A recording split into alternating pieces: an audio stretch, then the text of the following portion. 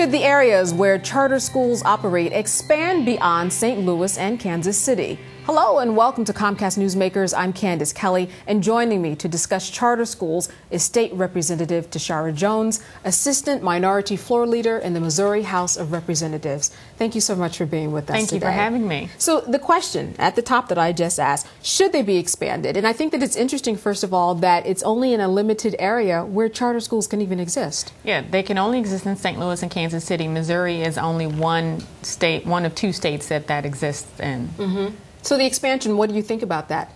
I think they should be expanded. I think it's a tool for other superintendents in their toolbox to offer alternatives to parents that are currently in the district.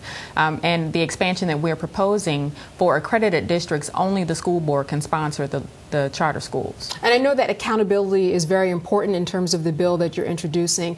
You want there to be accountability in terms of these charter schools, I guess in terms of testing and what's going on. How would that happen? Well, the original law in 1998 didn't include any accountability standards. And so we're proposing increased accountability, a performance contract, for lack of a better term, so parents and the general public know what all charter schools are responsible for, because in Missouri, only about 50% of the charter schools are performing above the district levels. And in terms of the other public schools that already are in existence, what would you say you do with those schools that people also have problems with that aren't charter schools? How do you make those better, or is that part of the issue and part of the plan?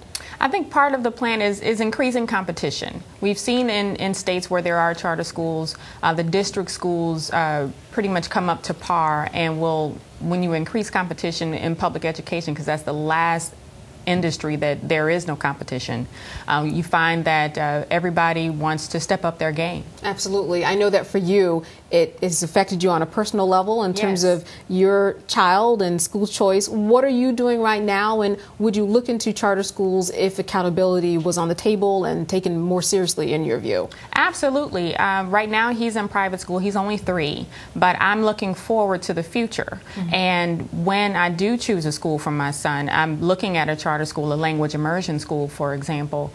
I want to make sure that those schools are accountable, and not just for him, but for all of the students in the state of Missouri. Mm-hmm. And in terms of what is next, I know that the bill was introduced. I'm wondering what type of support or I guess opposition you've been receiving to this. Well, we had a broad-based coalition of the Missouri School Boards Association, the Missouri School Administrators.